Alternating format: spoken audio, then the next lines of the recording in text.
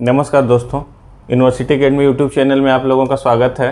पिछले क्लास में हम इंडक्टर के बारे में पढ़े थे, उससे पहले क्लास में रेसिस्टर के बारे में पढ़े थे। पिछले क्लासेस में आप लोगों ने देखा था कि हम इंडक्टर पढ़े थे, इंडक्टर की प्रॉपर्टी क्या होती है, फ्लक्स क्या होता है, मैग्नेटिक फील्ड क्या होती है, ये सारी चीज़ें रिलेट किए थे फैराडेज लॉ से, ठीक। और वोल्टेज और इंडक्टर और करंट के बीच में क्या रिलेशन होता है, V = L/di/dt, ये भी प्रूफ किए थे। तो जो लोग भी अभी तक वीडियो नहीं देखे हैं वो जाएँ, वीडियो के प्लेलिस्ट में पुराने वीडियोस अवेलेबल हैं, आप वहां से देख सकते हैं, ठीक है। आज हम एक नया एलिमेंट पढ़ते हैं, कैपेसिटर, ठीक। कैपेसिटर क्या है, जैसा कि यहाँ पे डेफिनेशन हम पहले से लिख चुके हैं, when two metallic conducting surface separated by a dielectrics is called a capacitor. मतलब क्या हुआ इसका कि हमको दो मेटालिक कंडक्टिंग सरफेस लेना है और उसके बीच में एक डाई इलेक्ट्रिक रखना है। जैसे अगर हम एक कैपेसिटर बनाएं तो ये क्या हो गया, दो मेटालिक कंडक्टिंग सरफेस है। मेटालिक कंडक्टिंग सरफेस मतलब जो कंडक्टिंग नेचर का हो, जिसमें करंट पास करे, जिसमें चार्ज स्टोर हो सके। जहाँ चार्ज आएगा वहीं तो करंट फ्लो होगा, तो ये कंडक्टिंग सरफेस होता है इसका। इसके बीच में हमने रखा है डाई इलेक्ट्रिक। डाई इलेक्ट्रिक्स का मतलब सिंपल भाषा में हम समझे तो इंसुलेटर। डाई इलेक्ट्रिक्स अगर हम रख दिए, अगर दो मेटालिक प्लेट रख दिए, इसका मतलब है कि अब चार्ज फ्लो इस प्लेट से इस प्लेट में नहीं होगा या इस प्लेट से इस प्लेट में नहीं होगा, क्योंकि दोनों के बीच में क्या रख दिया गया है, इंसुलेटर रख दिया गया है, डाई इलेक्ट्रिक्स रख दिया गया। डाई इलेक्ट्रिक्स इसलिए बोलते हैं कि डाई इलेक्ट्रिक्स में क्या होते हैं, चार्ज होते हैं, बट कैसे चार्ज होते हैं, बाउंडेड चार्ज होते हैं। कैसे चार्ज होते हैं, बाउंडेड चार्ज होते हैं, डाइपोल के फॉर्म में होते हैं। फ्री और करंट फ्लो होने के लिए कैसा चार्ज होना चाहिए, free electron, free charge. But dielectrics में कैसे चार्ज होते हैं, बाउंडेड चार्ज होते हैं, ठीक। इसीलिए हम एक वर्ड का यूज करते हैं डाई इलेक्ट्रिक्स, या इस वर्ड को हम जनरली भी बोल सकते हैं सिंपल भाषा में इंसुलेटर, मतलब जहां से करंट पास ना हो। अब हम क्या करेंगे, इस दो प्लेट ली हैं, कंडक्टिंग सरफेस लिए हैं, उसके बीच में क्या रख दिए, डाइलेक्ट्रिक रख दिए, इंसुलेटर रख दिए। अब हम क्या करेंगे, इसके क्रॉस एक वोल्टेज सोर्स लगाएंगे, इसके क्रॉस एक वोल्टेज सोर्स लगाएंगे। जब हम वोल्टेज सोर्स लगाएंगे तो इस वोल्टेज सोर्स की positive polarity, negative polarity, positive polarity के वजह से क्या होगा, ये पॉजिटिव इससे चार्ज लेगा, ये पॉजिटिव चार्ज, तो यहाँ पे क्या हो जाएगा, पॉजिटिव साइन। निगेटिव पोलैरिटी की वजह से क्या होगा, कंडक्टिंग सरफेस पर ये निगेटिव चार्ज एक्यूमुलेट हो जाएगा। तो वोल्टेज सोर्स देने से हुआ क्या, जो कैपेसिटर है उसके कंडक्टिंग प्लेट पे क्या स्टोर हुआ, charge. Positive terminal side positive charge store हुआ, negative terminal side negative charge store हुआ। बट ऐसा नहीं है कि ये पॉजिटिव और निगेटिव होने की वजह से क्या हुआ, करंट कंडक्ट करने लगे, ऐसा कुछ हो। क्यों, क्योंकि बीच में क्या रखा हुआ है, डाइलेक्ट्रिक इंसुलेटर रखा हुआ है, ठीक है। तो इसमें जो करंट का फ्लो होता है वो कैसा करंट का फ्लो होता है, डिस्प्लेसमेंट करंट।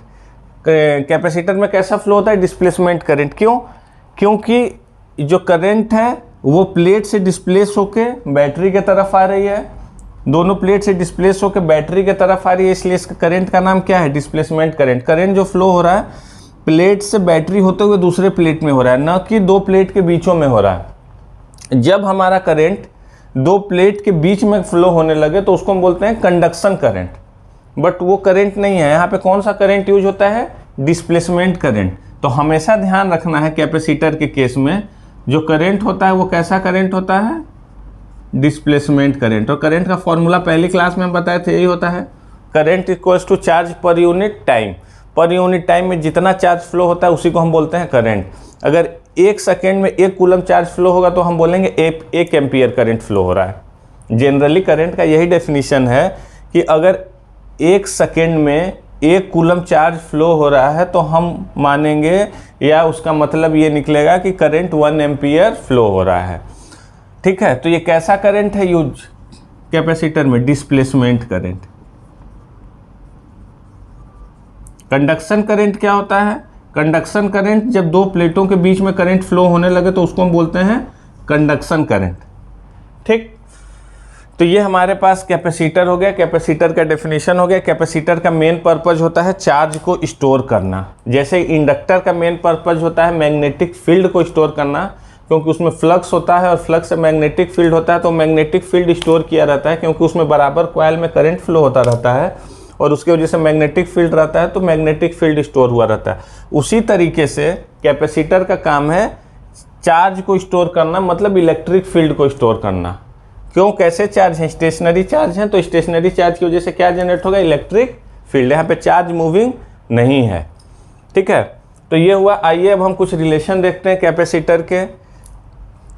हम अभी क्या बोलें कि यहाँ पे जो चार्ज है, फॉर एग्जांपल इसको हम Q बोल देते हैं, प्लस Q, और यहाँ पे माइनस Q, ठीक। मतलब जो कैपेसिटर का चार्ज है एक तरीके से देखा जाए तो किसके डायरेक्टली प्रोपोर्शनल है, वोल्टेज के। अगर हम यहाँ पे बैटरी की पोलैरिटी बढ़ाते जाएंगे, अगर इसकी स्ट्रेंथ बढ़ाएंगे तो हमारा चार्ज भी क्या होगा, ज़्यादा एक्यूमुलेट होगा। 5 वोल्ट की बैटरी लगाएंगे तो चार्ज ज़्यादा स्टोर होगा, 10 की लगाएंगे तो चार्ज और ज़्यादा स्टोर होगा। मतलब चार्ज डायरेक्टली प्रोपोर्शनल किस पे है, वोल्टेज के। चार्ज किसके डायरेक्टली प्रोपोर्शनल है, जो कैपेसिटर में चार्ज स्टोर हो रहा है, वोल्टेज के। अब एक प्रोपोर्शनलिटी साइन है, इसको हटाएंगे तो क्या आएगा, प्रोपोर्शनलिटी कांस्टेंट, ये हमको पता है। तो इसको हम हटाते हैं तो जो प्रोपोर्शनलिटी कांस्टेंट आता है इसी को हम बोलते हैं कैपेसिटेंस। कैपेसिटेंस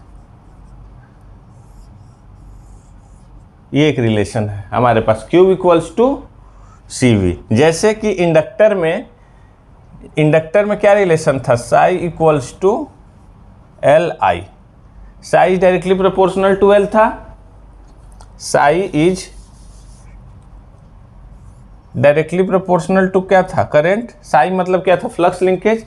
जैसे जैसे करंट बढ़ाए थे फ्लक्स लिंकेज बढ़ा था, तो जब प्रोपोर्शनलिटी कांस्टेंट, ये प्रोपोर्शनलिटी साइन हटा था तो एक प्रोपोर्शनलिटी कांस्टेंट आ गया था, वो LI। तो ये किसका रिलेशन था, इंडक्टर का। उसी तरीके से यहाँ पे जो कैपेसिटर में चार्ज स्टोर है किसके प्रोपोर्शनल है, वोल्टेज के।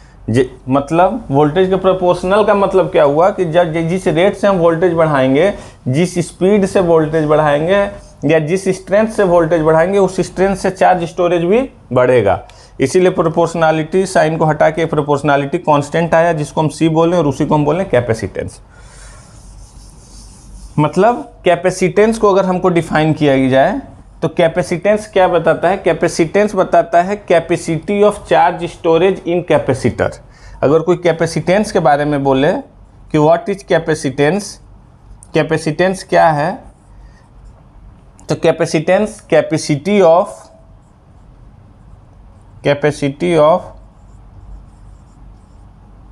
चार्ज स्टोरेज इन कैपेसिटर। कैपेसिटर में चार्ज स्टोरेज की कैपेसिटी को ही हम क्या बोलते हैं, कैपेसिटेंस बोलते हैं।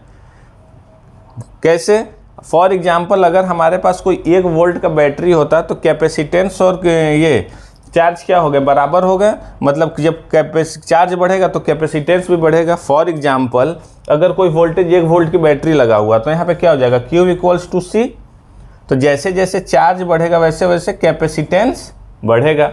मतलब डायरेक्टली हमको क्या बताया, कैपेसिटेंस यही बताया कि चार्ज की कैपेसिटर हमें ये बताया कि चार्ज की क्या कैपेसिटी है, इस कैपेसिटर में कितना चार्ज स्टोर हो रहा है, वो हमको कौन बता रहा है, कैपेसिटेंस। ठीक है, देखिए बहुत परेशान नहीं होना, हैंड रिटन नोट्स मैंने प्रोवाइड कर रखा है डिस्क्रिप्शन बॉक्स में, और वहाँ PDF के फॉर्मेट में अवेलेबल है, वहाँ से आप लोग डाउनलोड करके अच्छे से पढ़ सकते हैं। यहाँ पे आप लोग बस समझिए कैपेसिटर क्या है, कैपेसिटेंस क्या, और जो भी कॉन्सेप्ट समझाया जाता है। यूनिट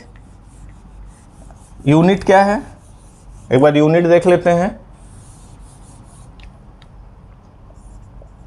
जैसे इंडक्टर की यूनिट क्या थी, हेनरी। इंडक्टेंस की यूनिट, इंडक्टर तो एलिमेंट हो गया, उसकी प्रॉपर्टी हो गई इंडक्टेंस, तो जो प्रॉपर्टी रहती है उसी की यूनिट होती है। तो इंडक्टर या इंडक्टेंस की क्या हो गई, हेनरी। रेसिस्टेंस की यूनिट क्या हो गई, ओम। और कैपेसिटेंस की यूनिट क्या हो गई, फराड। तो SI यूनिट क्या हो गया, SI यूनिट ऑफ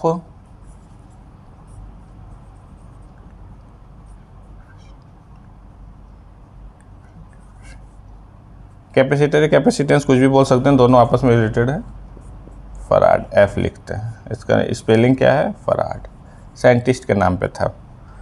ठीक, तो अभी तक हमको ये समझ में आया कि कैपेसिटर होता क्या है, कैपेसिटेंस कैपेसिटर में क्या डिफरेंस है, कैपेसिटर में कौन सा करंट फ्लो होता है और उसका चार्ज स्टोरेज किस पे डिपेंड करता है। ये सारी चीज़ें अभी तक हमको कैपेसिटर में समझ में आई। एसआई यूनिट क्या होता है, रिलेशन या इंपॉर्टेंट रिलेशन है Q इक्वल्स टू CV, जैसे V इक्वल्स टू I या रेसिस्टर के लिए था, और psi equals to LI inductor के लिए, उसी तरीके से Q equals to CV capacitor के लिए। अब हम आगे कुछ रिलेशन देखते हैं।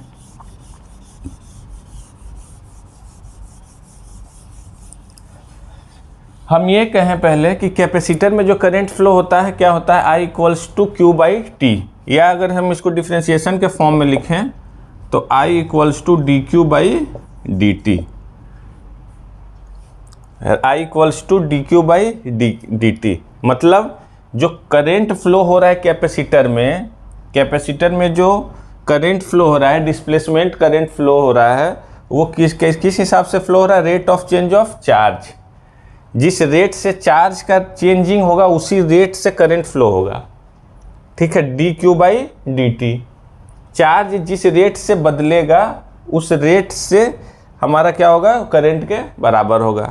तो यहाँ पे हम क्या और लिख सकते हैं, हमको पता है अभी क्या निकाले थे, Q इक्वल्स टू CV का एक रिलेशन निकाले थे। अभी हम क्या प्रूफ किए, Q इक्वल्स टू CV होता है, और करंट को हम क्या बोले, करंट का जनरल फॉर्मूला क्या होता है, dQ/dt। जो करंट होता है क्या होता है, dQ/dt।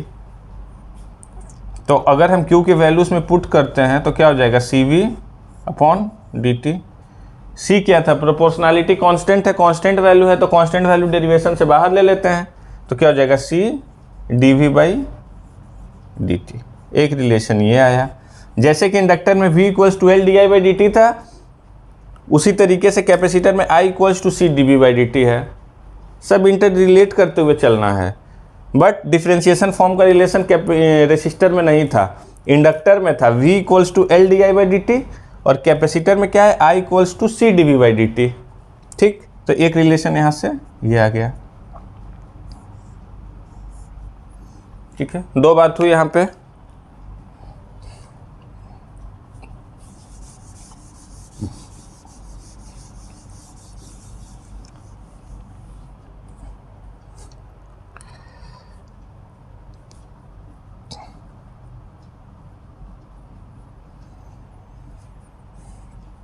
जैसे कि इंडक्टर में हमने ये पढ़ा था, इंडक्टर में क्या पढ़ा था हमने,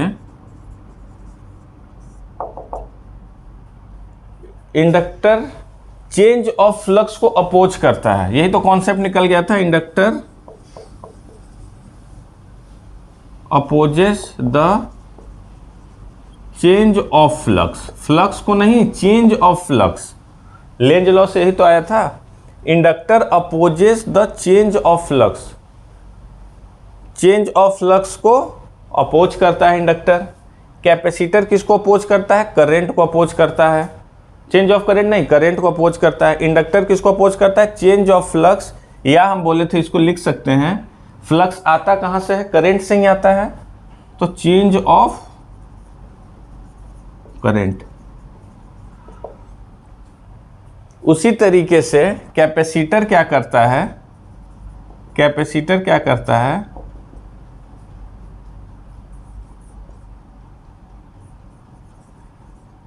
opposes the change of charge. कैसे, देखिए कैपेसिटर में क्या रिलेशन आता है, capacitor opposes the change of charge.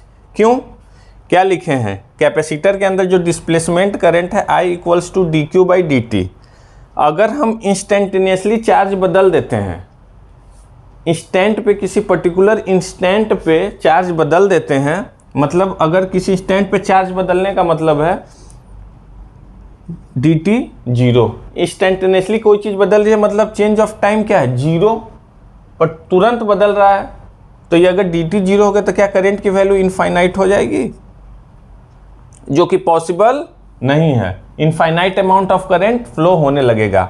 जब हम कैपेसिटर में 0 सेकेंड में अगर हम चार्ज को चेंज करते हैं तो हमारा करंट क्या फ्लो होने लगेगा, इनफाइनाइट, जो कि पॉसिबल नहीं है। इनफाइनाइट चीज़ कोई भी पॉसिबल नहीं है प्रैक्टिकल सिस्टम में। इसीलिए हम कैपेसिटर में बोलते हैं capacitor opposes the change of charge. Charge आया कहाँ से है, वोल्टेज से। कैपेसिटर में चार्ज आया कहाँ से, वोल्टेज से। तो ये भी लिख सकते हैं चेंज ऑफ वोल्टेज। जनरली चलता यही है, चेंज ऑफ करंट, इंडक्टर में चेंज ऑफ वोल्टेज। बहुत सारे लोग ये नहीं कराते हैं चेंज ऑफ फ्लक्स और चेंज ऑफ चार्ज, लेकिन फ्लक्स आया कहाँ से, करंट से। उसी तरीके से चार्ज आया कहाँ से, वोल्टेज से। तो अभी तक 2 सर्किट एलिमेंट जो पढ़े उन दोनों सर्किट एलिमेंट का यहाँ पे स्टेटमेंट लिखा है, जो फाइनल कंक्लूजन आया है।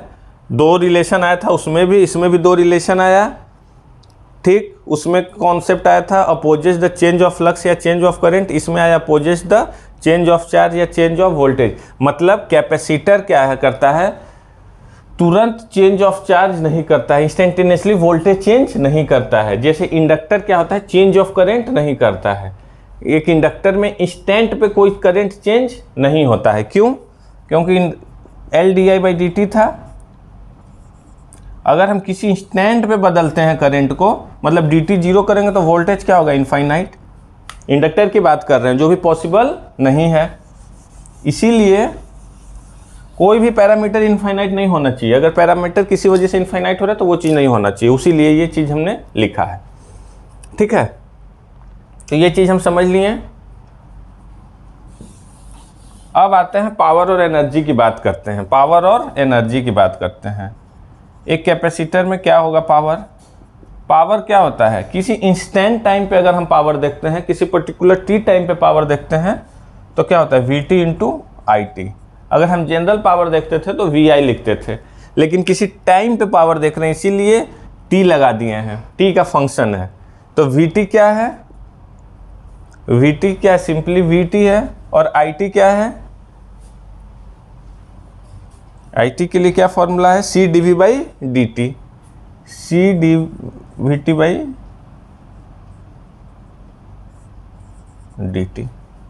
ये हमारा क्या हो गया, इंस्टेंट, किसी इंस्टेंट पे क्या पावर है कैपेसिटर के अंदर, ठीक।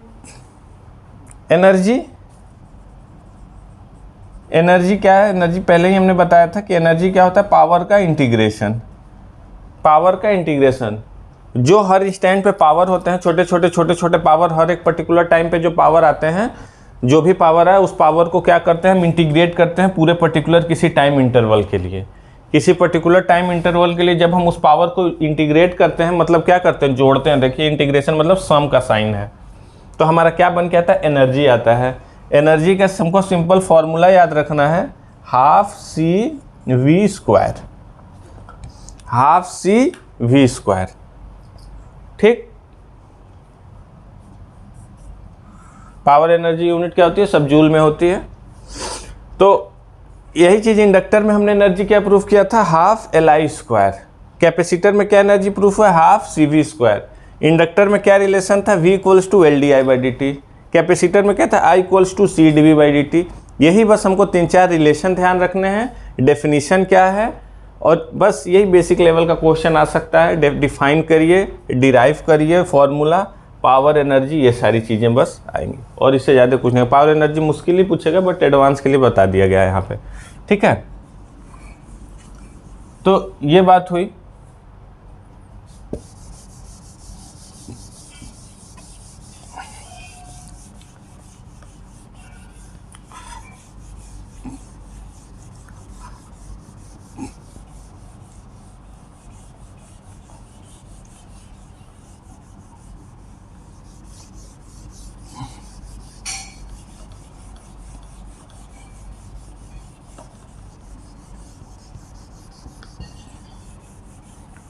नेक्स्ट क्लास में हम कितने टाइप के सोर्सेस होते हैं, एक्टिव सोर्स क्या होता है, पैसिव सोर्स क्या होता है, और भी आगे की चीज़ें हम डिस्कस करेंगे जो हमारे यूनिट में है। उससे पहले हम रेसिस्टर इंडक्टर एंड कैपेसिटर का एक चार्ट बना लेते हैं।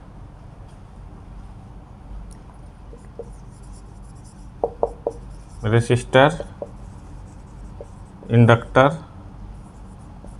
कैपेसिटर। रेसिस्टर में हमने क्या फॉर्मूला प्रूफ किया था? V equals to I R, V equals to I R, Ohm's law से। इंडक्टर में क्या था? Psi equals to L I. Capacitor में क्या था? Q equals to C V. ठीक, डिफ्रेंशिएशन के टर्म में यहाँ फॉर्मूला था कि इंडक्टर के क्रॉस जो वोल्टेज होती है L D I by D T, और कैपेसिटर में जो करंट जाता है वो C D V by D T. ये चीज हो गया, वोल्टेज करंट रिलेशनशिप हो गया।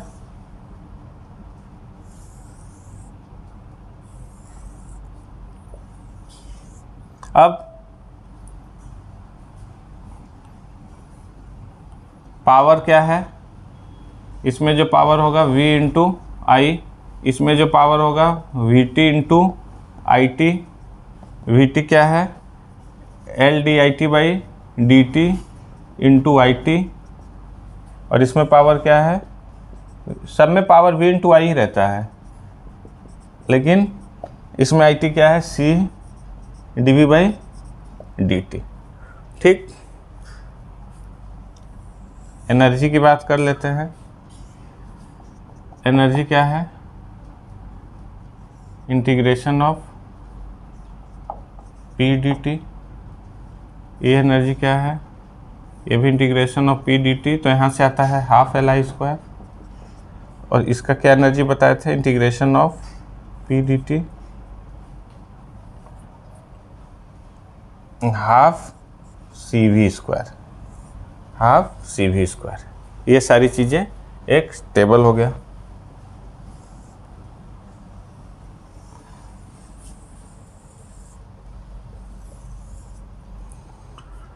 ठीक है, एक और चीज़ है कैपेसिटर में छूटा हुआ है। जैसे कि हम कैपेसिटर शुरू में डिफाइन किए, कैप दो प्लेट है, दो प्लेट के बीच में क्या है? डाइइलेक्ट्रिक है, इंसुलेटिंग मटेरियल है। ठीक, अगर हम एज्यूम करते हैं इस प्लेट का एरिया क्या है? ए है, कुछ एरिया होगा उस प्लेट का, ए है। इन प्लेटों के बीच में डिस्टेंस क्या है? डी है। और ये जो बीच में मटेरियल है इसका परमिटिविटी कांस्टेंट क्या है? एप्साइलन। क्या है permittivity constant? Epsilon.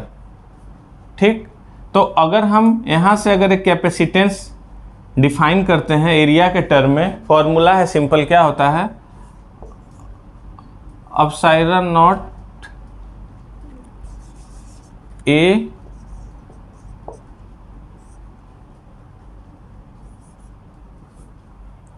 Epsilon by D. A क्या है? एरिया ऑफ जो कैपेसिटर का कंडक्टिंग प्लेट है उसका एरिया है ए। डी क्या है? डिस्टेंस, दोनों प्लेट के बीच में कितना डिस्टेंस है? Distance between two plate. इसका भी यूनिट क्या रहेगा? फराड ही रहेगा। और एप्सिलॉन क्या है? Permittivity, permittivity of dielectric, permittivity of dielectric. किससे मिलके बनता है परमिटिविटी ऑफ डाइइलेक्ट्रिक? एयर के परमिटिविटी से epsilon naught into epsilon R. ये मीडियम का परमिटिविटी हो गया, ये एप्सिलॉन नॉट एयर का हो गया, कांस्टेंट हो गया। तो एप्सिलॉन नॉट की वैल्यू कितनी होती है? 8.85 इंटू 10 के पावर -12। ठीक, तो एरिया के टर्म में एक कैपेसिटर का फॉर्मूला ये भी होता है। ये सिंपली हम एरिया और डिस्टेंस, प्लेट का एरिया कितना होता है, प्लेट के बीच में क्या डिस्टेंस होती है। कभी कभी इससे भी क्वेश्चन आता है, हमको एरिया दे देगा, डी दे देगा, एप्सिलॉन की वैल्यू हमको पता रहेगी क्या है? Epsilon into epsilon not. Epsilon not की वैल्यू होती है 1 और एप्सिलॉन नॉट होता है 8.85 इंटू 10 के पावर -12। अगर ये चीज़ हमको पता है तो हम क्या कैलकुलेट कर सकते हैं? कैपेसिटेंस निकाल सकते हैं। वोल्टेज करंट नहीं दिया रहेगा, एरिया डिस्टेंस ये दिया रहेगा, तो एक टाइप 2 क्वेश्चन ये भी आता है। एक तो सिंपल वोल्टेज और इसमें आता है वोल्टेज चार्ज के रिलेशन में Q इक्वल्स टू CV, और एक एरिया के टर्म में आ गया। तो अभी तक जितने भी सर्किट एलिमेंट्स थे, इंडक्टर, कैपेसिटर और रेसिस्टर, ये सारी चीज़ें हमने डिस्कस कर दिया। Voltage current relationship, power, energy, सारी चीज़ें हमने यहाँ पे बता रखी हैं। अब नेक्स्ट क्लास में क्या होगा, हम सोर्सेस के तरफ बढ़ेंगे, यूनिलेटरल बायलेटरल एलिमेंट्स, और ये सारी चीज़ें KVL, KCL, नोडल मेश, ये सारी चीज़ें अब अपकमिंग क्लासेस में हम करेंगे। Okay, thank you.